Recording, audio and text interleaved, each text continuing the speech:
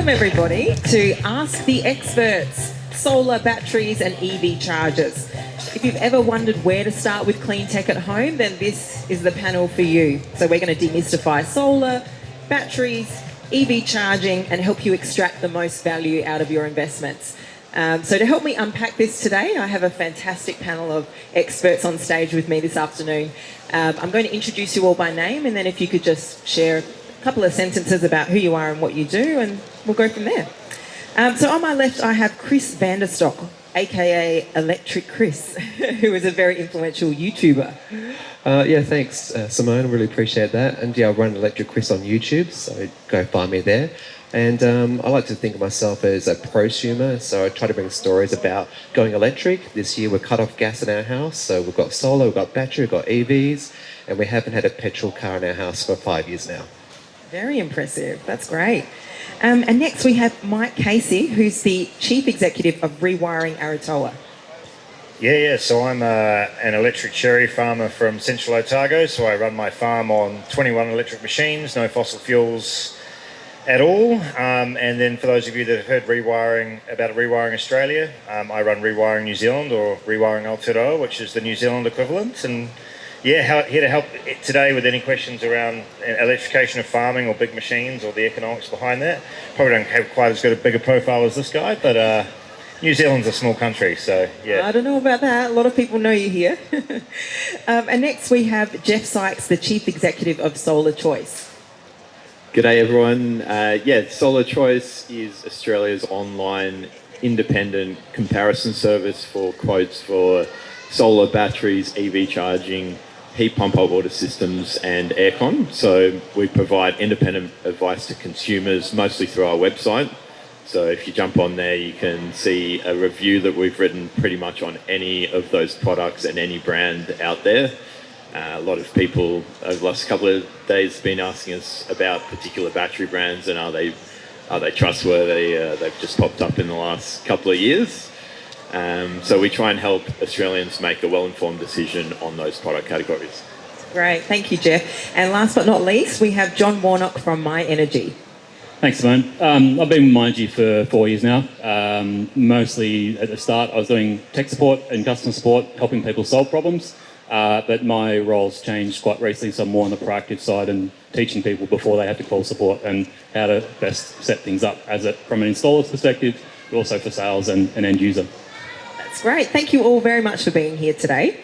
So let's get started with that big question that everyone asks when they first go electric. Where on earth do you start? Chris, you've helped so many people online understand what it's really like to make the switch to an EV, from home charging to costs and everyday use. So when someone's just starting out, what's your advice on where to begin? Should they start solar first, battery, charger, car? A great question. And I have this asked quite regularly, and the first thing I ask of them is, where's your biggest bill? Are you a high miler? Do you do a lot of kilometres? Go electric with your EV. Conversely, if your electricity bill and let's say your gas bill are quite big, go for that first, so go get solar first. It's all about actually getting the best return you can. So if you can go get your solar and become your own generation, then your savings are going to be instantaneous. But conversely, if you've got a massive fuel bill, I'm talking $1,500, $3,000 per year upwards, get an electric vehicle because you'll see the savings there straight away. So it's kind of about planning the roadmap rather than having to do it all at once necessarily, but planning it based on the savings. A lot of people buy the charger first, but obviously not all chargers are created equal. John, for those who are new to EVs, what's the difference between a regular wall charger and a smart one? And what other features should people be paying attention to beyond solar integration? So a smart charger is exactly that. A dumb charger is just like an on-off switch. It'll go full bore or not charge at all, which doesn't take into account how much solar you're producing at the time. So if you want to charge your car from free, purely using your surplus solar, a smart charger will wait until there's solar available, so you're never drawing that power from the grid. But one of the features of charging that doesn't get spoken about enough, and it's becoming more important with the solar sharing scheme, is load management. So being able to draw as much power from the grid as possible without overloading the switchboard and potentially creating some really significant safety issues. So being able to manage your loads in the home and use as much power as for free as possible without overloading and creating a potential catastrophe is super important, and we don't get to speak about it enough. So basically, yeah, smart charger will maximise your savings and also prioritise safety as well. Exactly, and also being interfaced with the grid as well. So knowing what the grid's doing, and we've got in the UK we've got dynamic tariffs. We're starting to see features like Amber coming as well. So being able to tap in those cheap prices as they come up, so they can be quite dynamic and happen within half an hour's notice. That's incredible, isn't it? Just being able to watch it as it's happening and make those choices. Mike, you've done a lot of work in New Zealand's farming sector. How do the economics of solar and batteries stack up for farms compared to homes? And what lessons can we Aussies take from New Zealand's experience? Yeah, farmers use a huge amount of energy. And the problem in New Zealand is a lot of that energy is fossil fuels that we buy from overseas at an incredibly expensive, quite frankly extortionate price. What I've been doing a lot with farmers in New Zealand is just sort of making sure they understand how cheap it is to generate electricity on farm. That's usually solar. There are some other options there too, but usually solar. But in order to run energy that you can create yourself on farm, you need to be running machines that can use that energy, which means electrification on farm becomes a massive priority. There are some farm machines where the technology doesn't exist yet, but there's actually many, many farm machines where it does exist. And so the first thing I usually do with a farmer is I sort of advise them to maybe look at starting to generate energy on their farms, maybe to power existing electric machines like irrigation pumps and things like that. But then once that starts to happen, the moment a fossil fuel machine breaks, there's always a reason to buy an electric machine moving forward because you're generating that energy on farm yourself. It's incredibly modular.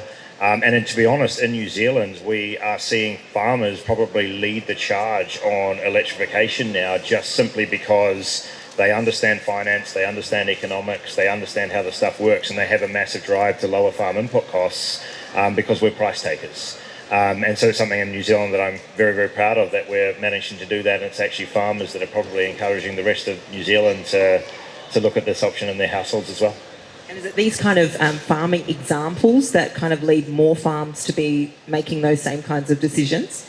Yeah, so my farm was probably the first example. We've now got electric bacon in New Zealand. We've got electric chickens in New Zealand. We've got electric mushrooms in New Zealand, which are fully electric farms, right? We're probably not too far away from electric kiwi fruit. That chap over there, hey buddy, how you going?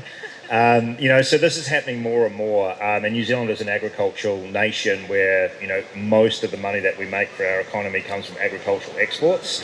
And we do not produce fossil fuels a lot in New Zealand. So it just means that there's not only a huge argument for lowering or making farming more profitable, but there's actually now like a huge prosperity argument in New Zealand that getting off foreign sourced energy and running off New Zealand made electrons is actually just a really, really smart way to go. That sounds brilliant. Jeff, when is adding a battery a good investment? And how can people find out the right battery design or size for their home? Yeah, a really topical question. There's been a lot of hype over the last 6 months around batteries with the launch of the federal battery rebate in Australia. We've had, over the last 17 years, so many people come up and ask us, is it time to install a battery? Is it time to install a battery? And traditionally, the answer has usually been not yet, because batteries were very expensive compared to the additional benefit they offer a household over just having solar panels on their own. So the federal battery rebate has made a step change. It's around a 30% discount on the upfront cost of the battery, which in many cases, not all cases, has made it affordable, introduced a payback period that the average householder may find to be reasonable. So the way to determine if that's the case for you is really to find a calculator or find an expert to go through that calculation with you. It's pretty tough to do on your own with some spreadsheets, so you do need help. On our website, we've got a calculator that's free to use where you can input your energy bill information, the price you're paying for electricity, and then work out what it's going to save you on an annual basis, and work out what that payback period is going to look like. It's also really important to get the size of the battery right. I think There's a lot of salesmen out there trying to sell the biggest battery they possibly can at the moment. And for most people, it doesn't make a great deal of sense to install a bigger battery than you need. So one quick tip to look at is if you look on any electricity bill, it'll give you an idea of your average daily energy usage. And that number is a really good number to start with for the size of your battery. So take a look at that number. If you're using, say, 15 kilowatt hours a day after your solar's doing its thing, then that's not a bad idea to start with as a size for the battery capacity. That's a great tip. Thanks for that. All right, let's talk about making it all work together. So smart homes, smart cars, smart charging. Not everyone has solar, so how can a smart charger still help a homeowner save money? Are there any risks, John, to sticking with a base portable charger long term as well that we need to consider? Yes, I think the last stat I heard was 60% of homeowners that have an EV rely on portable charging. Portable charging is good in a pinch, but the concern is that you're drawing 10 amps continuously for up to 20 to 30 hours at a time, which does create a lot of heat and does create a significant fire risk as well. Not only that, if you've got that cheap window of cheap energy or free energy, you're not able to capitalise on that. So you're not getting the savings by you getting a cheaper charger. So having a smart charger, a fast charger that can schedule during those times allows you to capitalise when you've got that 2 hours of power and get as much power into your car, as well as the rest of your home as well, your hot water, your pool and that sort of thing, and capitalise on that power while it's cheap. I've got to say, the first EV we had, we still have it actually, is the MG ZS EV, the OG, the 2020 model with a small battery. And we were getting in trouble on the weekend by not having enough charge ability. So we actually survived for 18 months just from a standard outlet, the granny charger. And then we were getting a Tesla Model Y.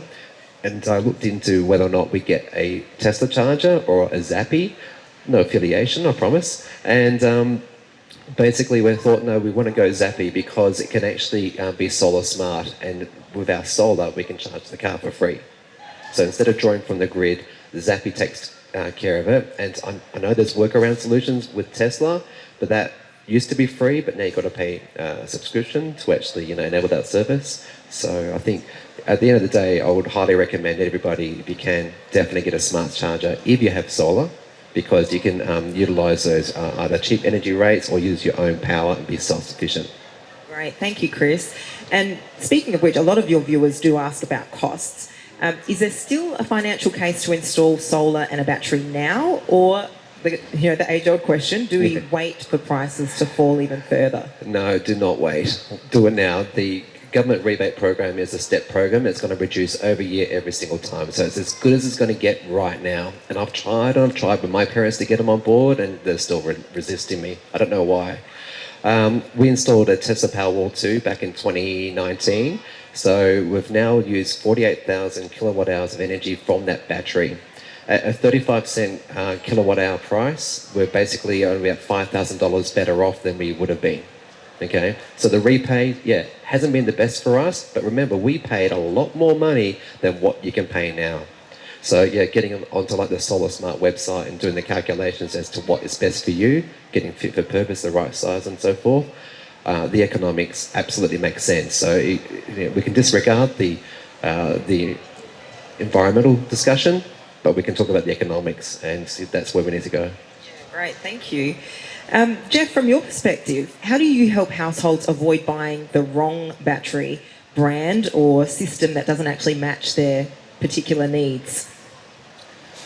Yeah, so that's a good question. And last time I checked, there's 66 battery brands available in Australia. So there's an absolute array of choices, and there's the good and the bad out there. So our approach, and I'll start by saying that we don't sell any batteries. We don't have any affiliation with any particular manufacturers. So we try and write unbiased reviews of all the options that are available.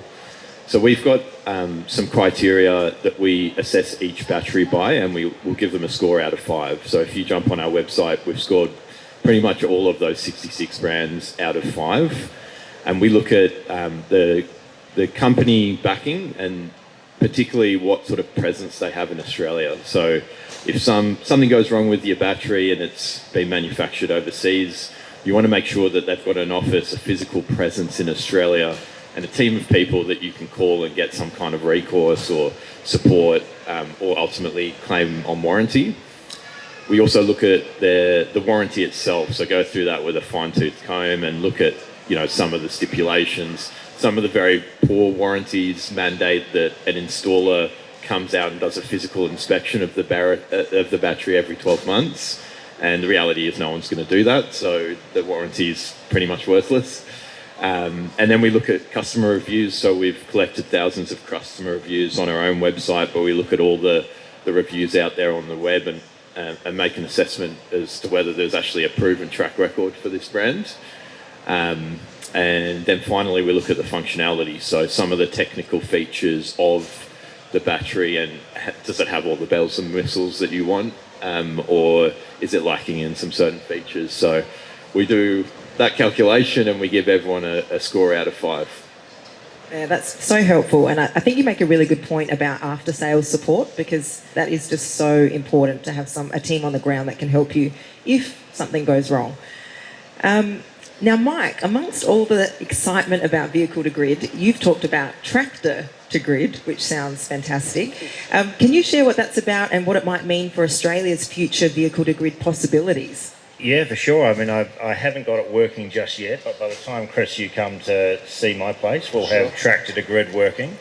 But it sort of shows you, like, we're all very excited about vehicle to grid and what it can do for New Zealand and Australia's energy system, what it can do to get a return of capital on potentially electric vehicles. But in many, many cases with farmers, we have incredibly large machines with incredibly big batteries that will often sit idle for very, very long periods of time. So it is a way that farmers can actually get returns on their idle machines. And so I don't know how much you would drive in terms of hours every year for the typical Australian, but my tractor on my farm is used for about 1,000 hours in the year, which is a really highly utilised tractor for what we do, which is grow cherries.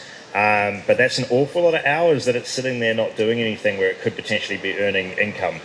And I think in some cases with these large machines with really, really large batteries in the future, we could be at the point where they actually are a negative cost asset. And I think that's a really exciting thing to look at. And I just want to see if we can push the fold on that. To give you an example of what's happening now, there's now electric combine harvesters on display in China. So this stuff's coming really, really quickly, potentially with megawatt-hour battery packs. They are only used for a period of time. There will be challenges with how you charge them to keep running through harvest and all that kind of stuff. But it is a paradigm or a dimension of this technology that I don't think a lot of people necessarily thought about and think would be massive for rural Australia, rural New Zealand, and farmers globally, in all honesty. That just sounds absolutely brilliant and just such a no-brainer once the technology is available. Wow. Well, again, on that topic, vehicle to grid sounds amazing, but is it real and is it ready? John, are we overhyping what's possible right now with V2H and V2G? I have to be really careful, otherwise I might get booed off stage. So I'll try not to make a case against vehicle to grid, but I'll try and make a case that solutions exist now and we don't have to wait to reduce our carbon footprint. Not everyone needs 70 kilowatt hours of storage. A lot of people are selling that with the home battery scheme, but 10, 15 kilowatt hours is perfectly sufficient and it's a quite appropriate size for most people. And with a home battery, using that power all the time. So if your car's away from home or not plugged in, you're not able to capitalise on that battery anyway. So having a battery that's a home that's designed for purpose, you can get installed pretty soon. Electricians are pretty flat out at the moment, so it might be a few months wait.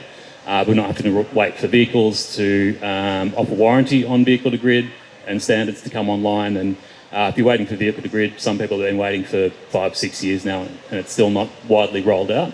So yeah, we can be doing things now to reduce bills and reduce carbon emissions. So I'd go for what we can do now. That's a great perspective. And Chris, speaking of that, what do you think people are most worried about when it comes to vehicle to grid? Battery wear, cost, when they hear about using their car for power? Yeah, absolutely. All those things and more. Right now, the technology, the interface between your car and the grid is very, very expensive. And it's very hard to justify, a $10,000 unit just better send electricity to the grid when it's demanded. And the repay, like back in the 2000s in Victoria, there was a very generous solar scheme where we would pay 65 cents per kilowatt hour to feed back into the grid. Right now, my energy plan is like 2 cents or 1 cent. So what's in it for me? Not very much at all.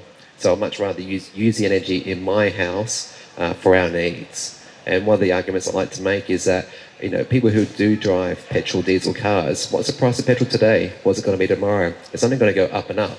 So if you can generate your own solar, store that solar, be it in a battery, in stationary storage, on a wall, or in your car, and then use that power for yourself, imagine your electricity bills. Ask me how much I paid for electricity last year. How much did you pay for electricity last year? Nothing. Why? Because we use solar, we use battery, and we're clever about how we use our energy. So we're with OVO, and there's other electricity providers out there. They give us free electricity from 11 till 2 o'clock every day.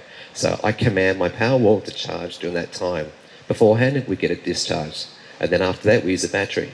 And it's amazing that you can actually do all this. So if you can, do everything.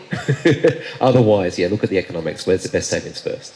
I love that you give us such a real world example of the tangible savings. Like, to not pay for electricity in a whole year is incredible. Wow.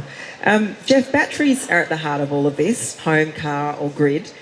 What trends are you seeing in how people are using storage beyond just backup power? Yeah, so for a long time, batteries were just going in to be the financial case didn't make a great deal of sense. So it was usually in those cases where remote parts of the grid, where the battery becomes the backup power when you get that outage. And some people, particularly in remote areas, that's a regular occurrence. So there's multiple roles that a battery can play for you. Nowadays, there is a case for it to just sit there and charge from your solar system or in a free window of power, and then discharge in the evening when power is very expensive, and that can provide a reasonable return in many cases where people are paying 30, 40, 50 cents or more for electricity in those windows. There is more, let's say, newer schemes where through dynamic pricing and wholesale linked plans, Amber's the buzzwords, customers can put an even bigger battery in that's beyond the size that they necessarily need for their own home, and then use that to trade energy on the grid. And so it's discharge at times where the price on the wholesale market is very high, and that can make them a return on investment, but also plays a role in helping the Australian grid be a bit more stable. Usually when the price is very high, it's because there's some type of pricing event. There might be an issue with one of our coal firepower systems, and the batteries come to the rescue and provide a more stability through that window, and also provide homeowners a return. So that's not for everyone, because it takes a bit more expense. There's no guarantees on the return for those bigger batteries, but those are some of the models that we're starting to see. And what we see in the UK a lot is people put in batteries and don't even have solar and just charge their battery purely for the off-peak price, because the difference between the peak and the off-peak and the pricing is so dramatic, is the return on investment is paid for just by off-peak charging a battery. Wow, that's such a crazy concept, but it makes sense too, economical sense. Mike, you've seen firsthand how quickly people will adopt new tech when it's made easy. What do we need right now? What do we need to get right now to make electrification simpler and more attractive for everyone? Yeah, so if I use my farm as an example, we would have spent probably around about $50,000 a year on energy, fossil fuels, diesel, that kind of thing to run our farm. By moving to electricity and running off New Zealand's national grid, I nearly halved that. My first solar and battery system that we put in nearly halved that again, so it was down to about $11,000 a year. And then the next solar and battery system we put in, well, that's turned our power bill into about negative 40,000 New Zealand dollars a year. So when you look at that, there is a huge opportunity. That swing of 90 grand is more than enough to finance the electrification of my entire farm. In fact, we're at the point where financing a new electric technology in New Zealand and paying for electricity is actually cheaper than continuing to use the fossil fuels. And I think the one thing I love about farmers is they truly understand finance because they're constantly dealing with financial pressures, farm input costs, large debt, and so they're business people and they understand it and they get it. In New Zealand, not sure if it's the same here, but I just remember as a kid, my mum just saying, don't go into debt, never finance a vehicle, never do this, never do that. But in actual fact, we've got to start thinking about these things a little bit differently. If I'm filling up a petrol tank every week, or I'm paying a gas bill every month, or I'm paying an electricity bill every month, that is outgoings in the exact same way finance is an outgoing. So what is the cheapest outgoings we can create for our households and for our farms? And when you look at New Zealand economics, and I'm not as adverse in Australian economics as I am in the New Zealand economics around this, we are pretty much at a point at the household level where you are never better off buying a fossil fuel machine ever again, because the overall lifetime cost of that fossil fuel machine is significantly greater than the electric machine, even though the electric machine will cost more upfront. And making people realise that we shouldn't be looking at the sticker price on a machine purchase, but the lifetime cost. And if the lifetime cost includes finance and it's still cheaper than the fossil fuel lifetime cost, then the finance is actually the smart solution moving forward. So this is the big thing in New Zealand, is not only figuring out the right financial products for all New Zealanders to be able to do this in a fair transition, but also just making sure that people aren't scared of finance anymore. They don't think it's a bad idea. It could actually be used to lower the cost of living. And so that's what I spend most of my time in New Zealand now trying to do, is just fix the finance and then make sure everyone realises that it's, sometimes bank finance is far less evil than paying energy to fossil fuel landlords, when you think about it. That's incredible. And again, just having that real world example and a $90,000 swing, that's just unbelievable. And just to give you some context on that, it's never a good year in cherries, but if it was to be a good year in cherries, my farm would probably make about $250,000 worth of profit a year. So to have an additional $90,000 added to the bottom line is just so significant. It just makes a business that, would break even, not break even some years, break even every year, and that's really cool. And the economics are undeniable, and it's just about getting the word out, and that's why it's great to have you share this with the audience today. We are going to take some questions because the topic is Ask the Experts. I'm sure there's some burning questions out there. Would anyone like to go first? We have this gentleman over here. Hi. I'm just wondering, with regards to, we hear bad publicity about, Elon's cars catching fire and stuff like that, but it's not his car that's caught fire, it's the EV battery. So if we're sticking a battery unit in our house, or even if it's in the garage, which is connected to the house, if it catches fire, we're going to lose the house, let's face it. So I think this may even go to you, Chris, because it sounds like you're an electric house. Have you discussed this? Is it covered in your insurance, for example? Is there a higher risk, even though realistically the numbers are probably very, very low? Mm-hmm. But secondly, also, being an expensive device, it can be stolen. People like to steal things that are relatively small and expensive. So that's basically it. Yeah, sure. So on the subject of electric vehicle fires and so forth, just know that they're 20 times less likely than an internal combustion engine to catch fire, so they are way safer. There are regulations, believe it, at least in Victoria, maybe even Australia, around where you can and cannot install a battery, and there's like a fire backing on it. The Synergy battery brand has a built-in fire retardant system as well. And yes, it did increase the cost of my insurance, but I'm still covered. And having seen the Powerwall installed myself, it's not easy to get out. Good luck to anyone who wants to steal it. It's very complicated. So Very heavy too. Yeah, very. Need a forklift. There you go. So I think, definitely there might be a future market for that. Thieves will always find a way, yes. But realistically, people install them on the outside of their house. Ours is in our garage, and I feel completely comfortable with that. Can I just add to that? One of the big things that separates high-risk batteries from low-risk batteries is whether they're software managed.